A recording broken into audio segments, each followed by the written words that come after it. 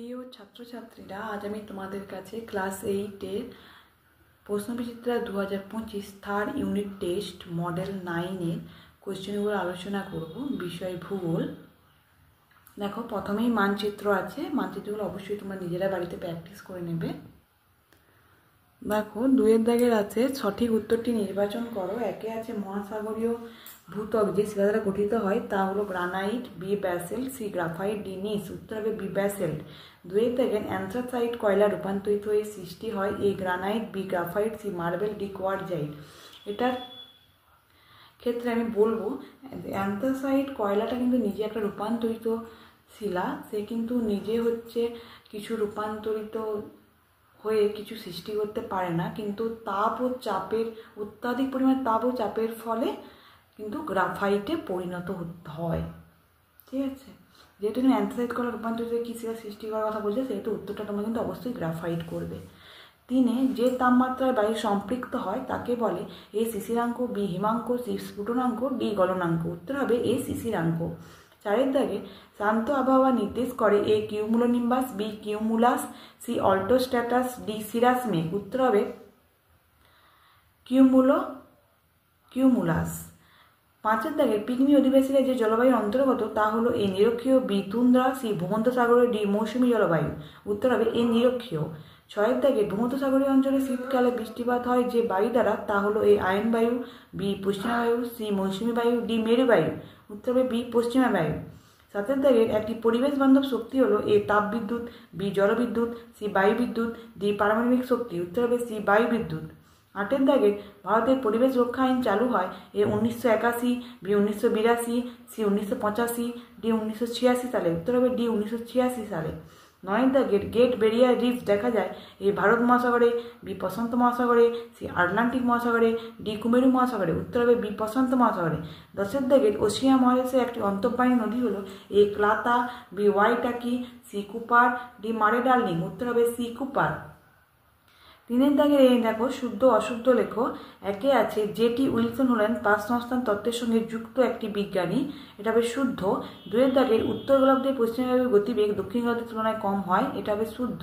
3-এর দাগের সাদা রঙের অভ্রকে বায়োটাইট বলে। এটা হবে অশুদ্ধ। 4-এর দাগের পরিবেশের সামগ্রিক গুণমানে হ্রাসকে বলা হয় পরিবেশ দূষণ। এটা হবে অশুদ্ধ। 5-এর দাগের মারে ডার্লিং অববাহিকা তৃণভূমিকে ভেল্ট বলে। এটা হবে অশুদ্ধ।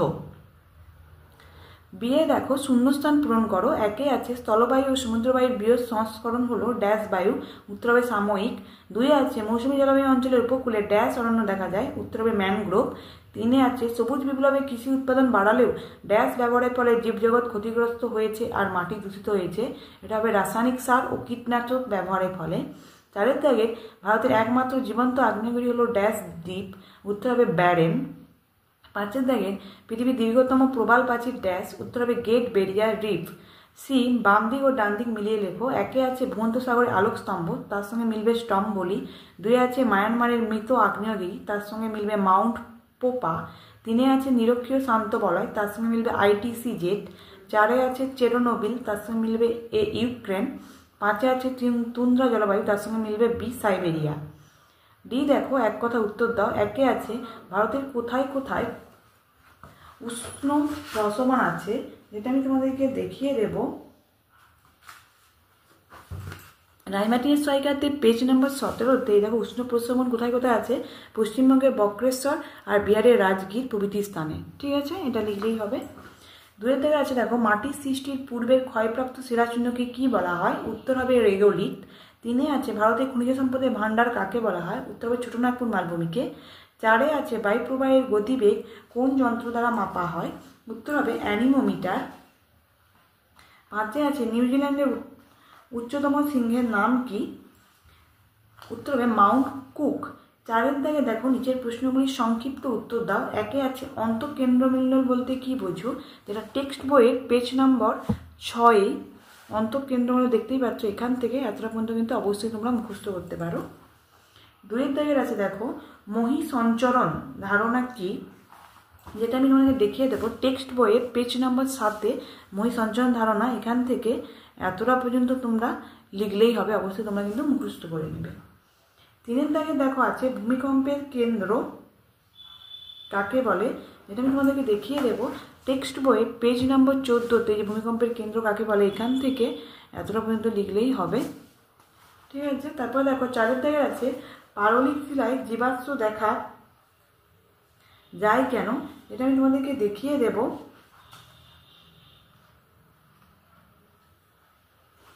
আমরা দেখিয়ে দেবো পেজ নাম্বার 45-এর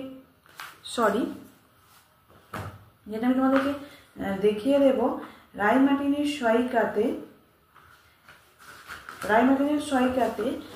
সহায়িকাতে পেজ নাম্বার 85-তে পাললিক শিলায় জীবাশ্ম দেখা যায় কেন, অবশ্যই কিন্তু তোমরা এখান থেকে এতটা পর্যন্ত মুখস্থ করে নেবে। তারপরে দেখো 5 দাগের আছে বাম্পি ক্লাউড কাকে বলে, যেটা আমি তোমাদেরকে দেখিয়ে দেব টেক্সট বইয়ে পেজ নাম্বার 43-এ যে বাম্পি ক্লাউড এখান থেকে এতটা পর্যন্ত লিখলেই হবে। দেখো 6 দাগের আছে পরিবেশের অবনমন কাকে বলে, যেটা আমি তোমাদেরকে দেখিয়ে দেব রায়মার্টিনের সহায়িকাতে পেজ নাম্বার 213-তে যে পরিবেশের অবনমন কাকে বলে এখান থেকে এতটা পর্যন্ত লিখলেই হবে। অবশ্যই তোমরা কিন্তু বাড়িতে মুখস্থ করে নেবে। 7 দাগের আছে পার্কল্যান্ড সাভানা কি, রায়মার্টিনের সহায়িকাতে পেজ নম্বর 372-এ যে পার্কল্যান্ড সাভানা কি এখান থেকে এতটা পর্যন্ত মুখস্থ করলেই হবে। 5 দাগের দেখো 1-এ আছে ক্রান্তীয় অঞ্চলে মহাদেশের পশ্চিম দিকে পৃথিবীর অধিকাংশ মরুভূমি সৃষ্টি হয়েছে কেন, টেক্সট বইয়ে পেজ নাম্বার 101-এ এই যে ক্রান্তীয় অঞ্চলে পশ্চিম পানে মরুভূমি সৃষ্টি হয়েছে কেন এখান থেকে এতটা পর্যন্ত লিখলেই হবে। অবশ্যই তোমরা কিন্তু মুখস্থ করে নেবে। তারপর দেখো 2 দাগে ঘূর্ণবাদ ও প্রতিভ ঘূর্ণবাদ এর পার্থক্য লেখো, যেটা আমি তোমাদেরকে দেখিয়ে দেবো রায়মার্টিনের সহায়িকাতে পেজ নাম্বার 131-এ যে ঘূর্ণবাদ ও প্রতিভ ঘূর্ণবাদের যে পার্থক্য আছে দেখতেই পাচ্ছ 11টা পার্থক্য আছে, তোমরা যতগুলো পারবে অবশ্যই মুখস্থ করে নেবে। তারপর দেখতেই পাচ্ছ 3 দাগে ভূমধ্যসাগরীয় জলবায়ু অঞ্চলে জীববৈচিত্র্য উল্লেখ করো, যেটা আমি তোমাদেরকে দেখিয়ে দেব পেজ নাম্বার 184-তে রায়মার্টিনের সহায়িকায় ভূমধ্যসাগরীয় জলবায়ু অঞ্চলের জীববৈচিত্র্যের পরিচয়, স্বাভাবিক উদ্ভিদ এগুলো অবশ্যই লিখতে হবে, সঙ্গে এই যে বৈশিষ্ট্য প্রাণী সম্পদ এতটা পর্যন্ত অবশ্যই তোমাদের কিন্তু লিখতে হবে। ঠিক আছে, তারপরে দেখো 4 দাগে রয়েছে তুন্দ্রা অঞ্চলে আর্থসামাজিক পরিবেশের বর্ণনা দাও, যেটা আমি তোমাদেরকে দেখিয়ে দেব টেক্সট বইয়ে পেজ নাম্বার 62-তে এই যে তুন্দ্রা অঞ্চলে আর্থসামাজিক পরিবেশ এখান থেকে অবশ্যই তোমাদেরকে কিন্তু এতটা পর্যন্ত মুখস্থ করতে হবে। ঠিক আছে, তারপর দেখি দেখো 5 দাগে নগরায়ন কিভাবে পরিবেশের উপর প্রভাব ফেলছে তা লেখো, যেটা দেখিয়ে দেব টেক্সট বইয়ের পেজ নাম্বার 68-তে যে নগরায়ন কীভাবে পরিবেশের প্রভাব ফেলছে উদ্দেশ্য আর প্রভাব অবশ্যই কিন্তু তোমরা লিখবে। ঠিক আছে, এটা লিখলেই হবে। তারপরে দেখো ওশিয়ানিয়া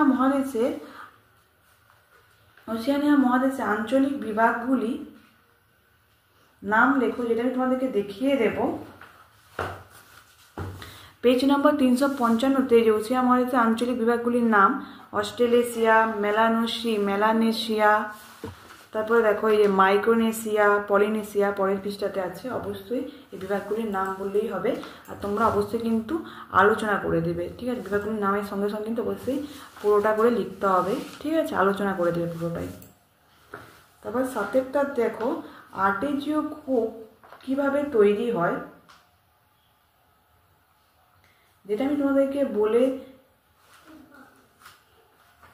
দিয়েছিলাম আগে একবার পেজ নাম্বার 367-তে রায়মার্টিনের সহায়িকায় এই যে আর্টেজিও কূপ এখান থেকে এতটা পর্যন্ত লিখলেই হবে। ঠিক আছে, 6 দাগে নিম্নলিখিত প্রশ্নগুলির উত্তর দাও। 1-এ আছে পরিবেশের অবনমন নিয়ন্ত্রণের পদ্ধতিগুলি বর্ণনা দাও, পেজ নম্বর 217-তে রায়মার্টিনের সহায়িকায় যে পরিবেশের অবনমন নিয়ন্ত্রণের উপায়গুলি এই পয়েন্টগুলো কিন্তু তোমাদেরকে অবশ্যই মুখস্থ করতে হবে। 2-এর দাগে দেখো আছে নিরক্ষীয় জলবায়ুর বৈশিষ্ট্য লেখো, যেটা আমি তোমাদেরকে দেখিয়ে দেব পেজ নম্বর 177-এ রায়মার্টিনের সহায়িকায় এই যে নিরক্ষীয় জলবায়ুর বৈশিষ্ট্য এখানে 1, 2, 3, 4, 5 এমনকি পরের পৃষ্ঠাতেও আছে, দেখতেই পাচ্ছ 6, 7, 8 অবশ্যই তোমরা কিন্তু এগুলো মুখস্থ করে নেবে। তারপরে 3 দাগে দেখো মারে ডার্লিং অববাহিকার কৃষি ও পশুপালন বর্ণনা দাও। পেজ নাম্বার 383-তে মারে ডার্লিং অববাহিকার কৃষিকাজ ও পশুপালন সম্পর্কে লেখো। ঠিক আছে, কৃষিকাজ আর পশুপালন পুরোটাই কিন্তু তোমরা অবশ্যই মুখস্থ করবে। 4 দাগে দেখো ওশিয়ানিয়া মহাদেশের জলবায়ু ও উদ্ভিদের বর্ণনা দাও, যেটা আমি তোমাদেরকে দেখিয়ে দেব। পেজ নাম্বার 359-এর ওই যে ওশিয়ানিয়া মহাদেশের জলবায়ু দেখতে নিরক্ষীয় জলবায়ু, ক্রান্তীয় মৌসুমী জলবায়ু, নাতিশীতোষ্ণ জলবায়ু, ভূমধ্যসাগর জলবায়ু, ক্রান্তীয় মরু জলবায়ু, ব্রিটিশ জলবায়ু। ঠিক আছে, এপাশে দেখো পরের পৃষ্ঠাতে আছে, দেখতেই পাচ্ছ। পরের পৃষ্ঠা 360 পৃষ্ঠা দেখো স্বাভাবিক উদ্ভিদ আছে ক্রান্তীয় তৃণভূমি, ক্রান্তীয় পর্ণমোচী, সাভানা, নাতিশীতোষ্ণ অরণ্য, মরু উদ্ভিদ, মধ্যসাগরীয় অরণ্য, এগুলো কিন্তু নাতিশীতোষ্ণ তৃণভূমি, এগুলো কিন্তু অবশ্যই তোমরা মুখস্থ করে নেবে।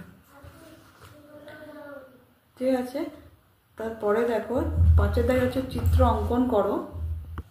দেখো 5 দাগে আছে চিত্র অঙ্কন করো, ছবি আঁকতে বলছে পৃথিবীর অন্দরমহল।